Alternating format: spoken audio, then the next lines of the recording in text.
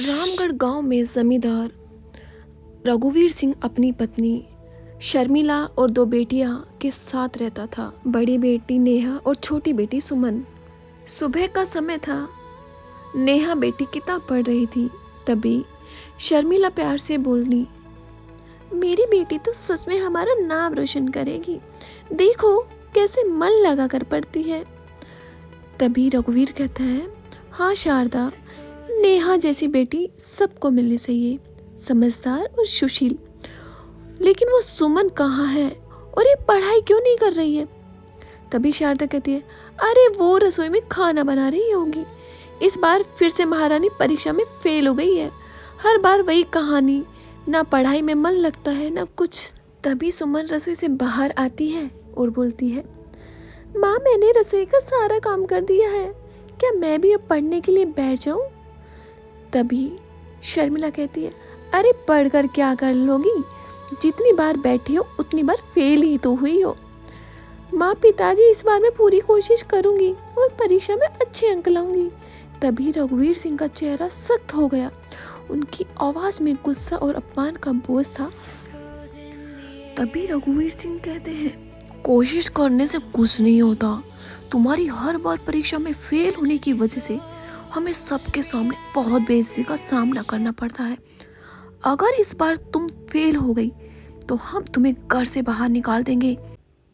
रघुवीर सिंह की ये बात सुनकर तो सुमन एकदम सहम गई और वो डर गई कि अब तो मेरी खैर नहीं अगर मैं परीक्षा में फेल हो गई। अगले दिन शाम के समय नेहा और सुमन साथ साथ घर की ओर लौट रही थी।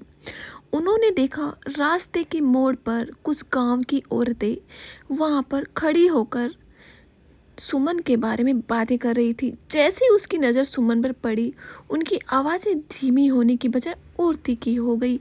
अरे देखो, रघुवीर सिंह की बेटी, वही जो हर साल परीक्षा में फेल हो जाती है। बेचारी, पढ़ाई इसके बस की है नहीं, आखिर कब तक घर में बोझ बनी रहेगी। सुमन बेचारी के कदम अपने आप धीमे पड़ गए और उसका सर एकदम झुक गया शर्म से। तभी सुमन कहती है, दीदी लोग मेरे बारे में ऐसे क्यों कहते हैं? लोगों की बातों पर ध्यान मत दिया कर सुमन, चल घर देर हो गई है। कुछ समय बाद दोनों बहनें हवेली पहुंच जाती। तभी शर्मिला कहती है, आ गई तुम दोनों, बड़ी देर लगा दी। शर्मिला कहती है, नेहा तुम हाथ मुंह धोकर जाकर खाना खा लेना। और तभी सुमन की तरफ देखते ही कहती है, और तू पहले रसोई में जाकर सब्जी काट, फिर आंगन में झाड़ू लगाना। तभी सुमन कहती है, माँ विद्यालय से मैं अभी आई हूँ, थोड़ा देर आराम तो करने दो, फिर सारा काम कर लूँगी। तभी शर्मिला को गुस्सा आता है और कहती है, आराम? वो भी तू? पढ़ाई तो तेरे से होगी नहीं, अब काम से भी तू जी चुरा रही है। पढ़ाई तेरे बस की नहीं है, काम करना तो अच्छे से सीख ले, वरना ससुराल में जाकर हमारी नाक कटवाएगी। तभी सुमन कहती है, जी माँ, मैं सारा काम अभी करती हूँ। और वो रसोई में चली जाती है। वहीं शाम ढल चुकी थी। थोड़ी देर में रघुवीर बाजार से लौट आया। उसके हाथ में कपड़ों से भरा थैला था। तभी शर्मिला कहती है, आ गए आप? इतनी देर हो गई, क्या लाए हो बाजार से? रघुवीर कहता है, दोनों बेटियों के लिए सर्दी के कपड़े लाया हूँ, ठंड बढ़ रही है ना। नेहा और सुमन वहीं पास में खड़ी थी। थोड़ी देर बाद रघुवीर अंदर चला गया। उसके जाते ही शर्मिला का चेहरा खिल उठा। ले नेहा, तुम्हारे लिए। धन्यवाद माँ। तभी सुमन कहती है, माँ मेरे लिए पिताजी क्या लाए हैं? शर्मिला गुस्से से कहती है, तुम्हारे लिए अभी कुछ भी नहीं है समझी। पढ़ने लिखने का कुछ काम है नहीं, तुमको अब कुछ भी नहीं मिलेगा। ये सुनकर सुमन को बहुत बुरा लगा और वो एकदम उदास हो गई। तभी नेहा आगे आती है और बोलती है, लेकिन माँ पिताजी ने तो कहा था कि हम दोनों के लिए है। तभी शर्मिला गुस्से से नेहा की ओर देखती है और उस पर गुस्सा करती है। दोनों बहनें वहाँ से चली जाती हैं। एकदम रात हो जाती है, लेकिन सुमन बेचारी रात भर पढ़ती रहती है। अगले दिन सुबह में ही दोनों बहनें स्कूल निकल जाती है और रघुवीर सिंह अपने काम पर। तभी शर्मिला के गांव की कुछ औरतें आई। एक औरत मुस्कुराते हुए बोली, शर्मिला, नेहा तो सच में होनहार है, पढ़ाई में भी आगे और स्वभाव भी कितना अच्छा है। तभी शर्मिला कहती है हाँ बड़ी है ना, जिम्मेदारी समझती है। और सुमन का क्या, वो तो हर वक्त चुप सी रहती है। लगता ही नहीं कि दोनों बहनें हैं। एक ही घर में पलकर कितना फर्क निकल जाता है। औरतों की बातें सुनकर शर्मिला का चेहरा एकदम गुस्से में बदल गया और वो अंदर ही अंदर आग बबूला होने लगी। लेकिन वो शांत मन से सबकी बातें सुनती रही। कुछ समय बाद परीक्षा का परिणाम आ गया। नेहा पास हो गई थी अच्छे अंकों से, वहीं बदकिस्मत से सुमन असफल रह गई इस बार भी। तभी शर्मिला रघुवीर सिंह से कहती है देख लिया ना, जो होना था हो गया, इस बार भी महारानी फेल हो गई है। तो अभी रघुवीर सिंह को बहुत गुस्सा आता है और वो कहता है ये कोई खेलने की जगह नहीं है। एक ही छत के नीचे रहकर भी अपनी बहन से कुछ नहीं सीखा तुमने। पिताजी मैंने सच में कोशिश किया था, इस बार नाकाम लोग हमेशा यही बहाना देते हैं। आज गांव भर में मेरी नाक कटवा दी तुमने। माँ इस बार सुमन को माफ़ कर दो, अगली बार ज़रूर कोशिश करेगी, ऐसा नेहा कहती है। नेहा तुम बीच में मत बोलो। सुमन माँ मुझे एक मौका और दे दो। रघुवीर चुपचाप सब देखता रहा। उसकी खामोशी भी सुमन के लिए किसी सज़ा से कम नहीं। शारदा ने सुमन से कहा अभी की अभी इस घर से निकल जा। तभी सुमन उदास लिए मन से आंखों में आंसू लिए उस घर से बाहर की ओर निकल गई और रोती रही। और वो खुद को कोसती रही कि मुझे ऐसे घर में भगवान क्यों जन्म दिया, हमेशा ही मेरी क्यों गलती रहती है। तभी वो तालाब के किनारे पहुंच गई।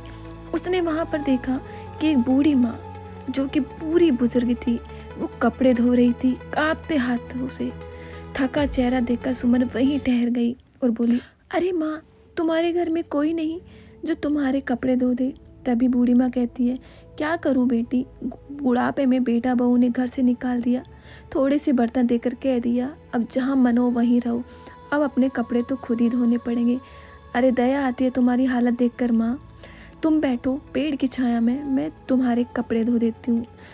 तभी सुमन ने सारी बात उस बूढ़ी माँ को बताई और बोलते बोलते सुमन की आंखों में आंसू निकलने लगे। बूढ़ी माँ खामोशी से सुनती रही, उसकी आंखें भी नम हो गई। माँ बाप का दिल इतना कठोर भी हो सकता है, ये सोचकर ही मन कांप जाता है।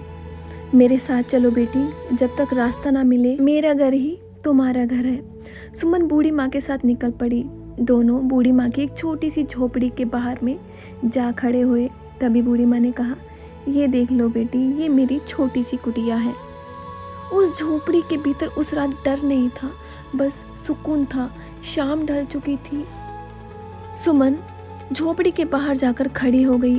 वो बार बार रास्ते की तरफ देख रही थी, जैसे कि आहट पे उसे लगा कि उसकी बहन नेहा आएगी।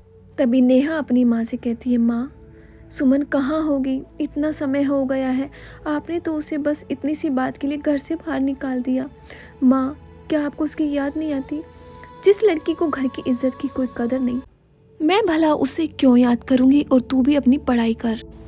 अगली सुबह शर्मिला ने देखा कि गांव के चौराहे पर काफ़ी भीड़ जमा थी।